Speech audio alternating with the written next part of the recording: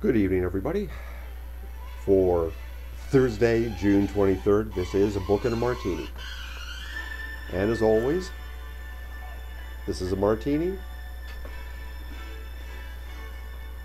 this is a book. That's why we call it A Book and a Martini. I've got a little tribute to Tom Snyder playing in the background. The Barry White love theme that Tommy used to open a show with. Cheers.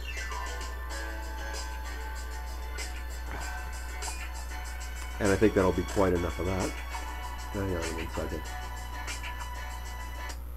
Okay then. Now, who we're going to talk about this week, and one book in particular, is Groucho Marx. Why I fell in love with Groucho when I was a kid and in the early years of high school. Didn't get out much. I was born in sort of a weird little dip of the baby boom, okay? There weren't kids on the block my age or within 2 years of me, so Saturday night was pretty much spent at home watching Hockey Night in Canada, and then after that, station KDAL, the CBS affiliate in Duluth, Minnesota, which is about 4 hours drive south of where I am. They would alternate on Saturday nights at 11. One Saturday they would play old horror movies, Wolfman, Frankenstein, Dracula, and all that. The other Saturday they play classic comedies that consisted of W.C. Fields and the Marx Brothers. I fell in love with the Marx Brothers. I remember we used to go to my aunt's place after Mass on Sunday, and I would pretty much repeat Night at the Opera, Day at the Races, Night in Casablanca, verbatim. To this day, I think that Groucho was the funniest and smartest of the great film comics, by a long shot, frankly. The Marx Brothers grew up in Hell's Kitchen in New York in the 1880s. Groucho passed away almost 40 years ago now. But it was an incredibly tough neighborhood, and the four Marx Brothers, there was Groucho, Harpo, Chico, not Chico, was pronounced Chico, okay? Gummo and Zeppo. They were four dirt poor Jewish kids. And Groucho, born Julius, was the smallest of the four. And for a small, skinny kid to survive in a really tough neighborhood, you got two choices. Either one, you buy weapons, or two, you become smarter and funnier than the next guy. Because if you're facing an enemy, if you can stun them with wit, you might be able to run away and hide. Now, this show, if you can call it a show, right? But this show being called A Book and a Martini, you may be wondering, well, why the heck am I talking about a movie comic? Because aren't all movie stars like, don't they just say what's written for them, right? Not necessarily so. Actors in general have to be some of the smartest people you will ever run across, particularly comic actors. You've got to have a tremendous understanding of the human psyche. You've got to be well read, because you don't know what lines are going to be thrown at you. And you've got to be sharp, you've got to be fast, you've got to be able to listen. Groucho was all of that. He wrote several books. There was Groucho and Me, which is basically his autobiography. There was Memoirs of a Mangy Lover. I think you can kind of guess what that's about. But I don't want to talk about one of those, because there's always the chance that you might think that, geez, was the piece ghost written, right? One moment. Well, one thing that nobody's going to get ghosted or hire someone to do unless you're really stinking wealthy, you know what I mean, is your own correspondence, your own letters. This book is the Groucho Letters. Letters from and to Groucho Marx. It doesn't have a cover on it. I had to rebuy this copy from a Libris Books. That's ALIBRIS.com on the internet. It's a wonderful, wonderful site. And yes, book reviewers do on occasion actually buy books. Go figure. This is the third copy of it I've had.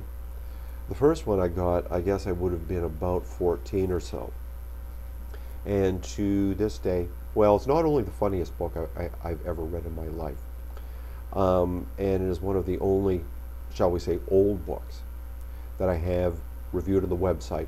The name of the website, I put it in the notes down there, buythebookreviews.blogspot.com. I didn't stutter this week. Very good. But anyway, oh, almost forgot something.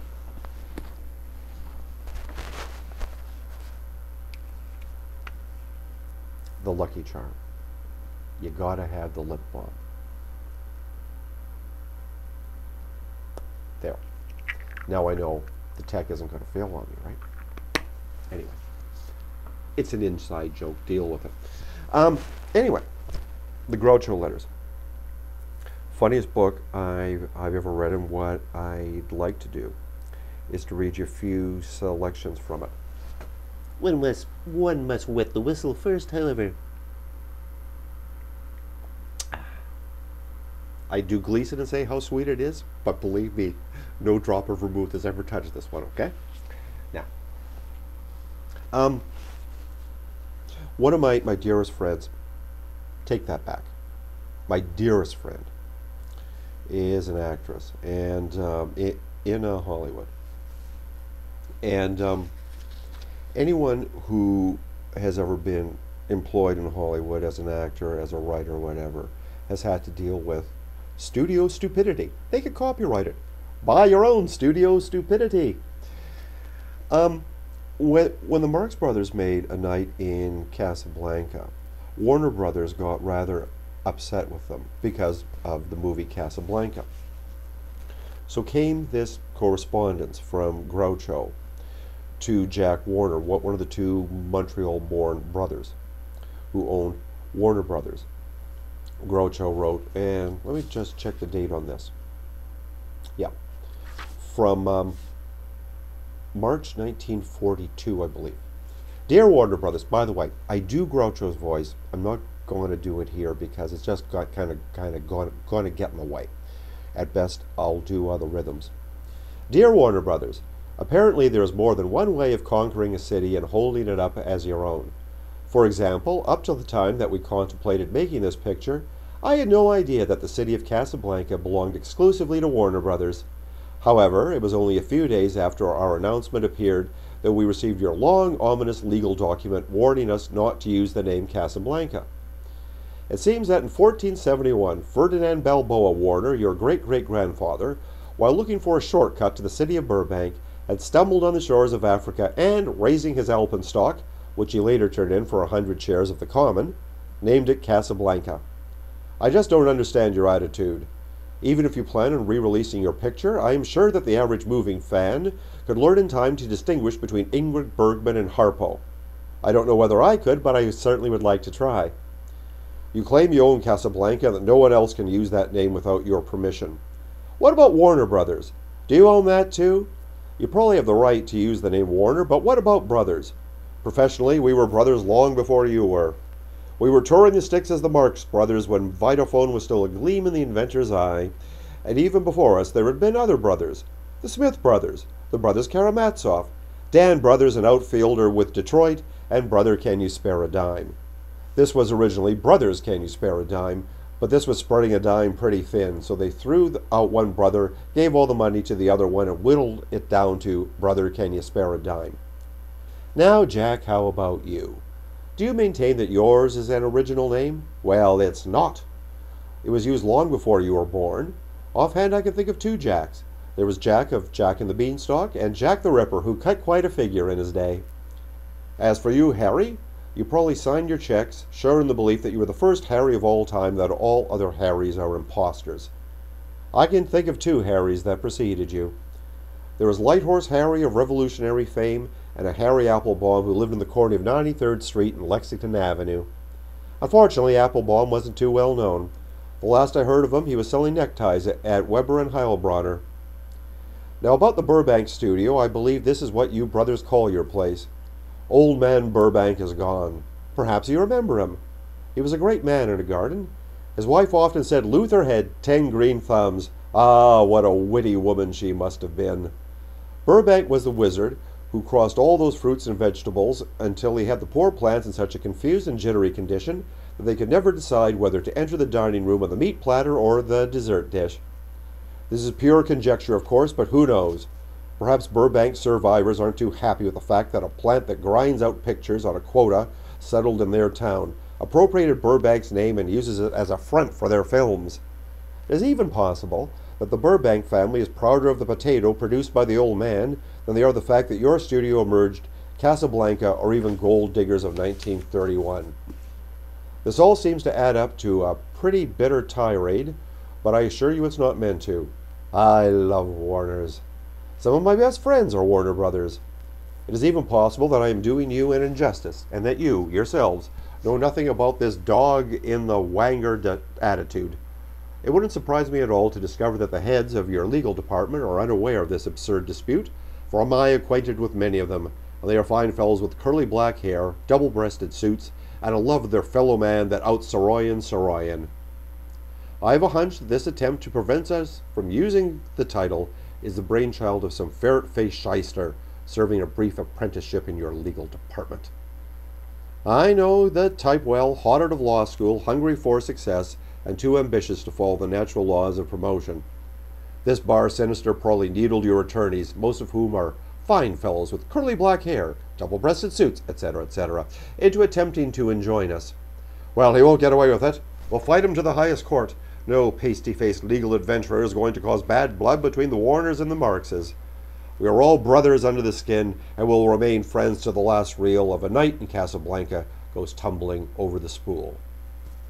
Sincerely, Groucho Marx. There is so much more from this book that I could and would love to read you, but you know what?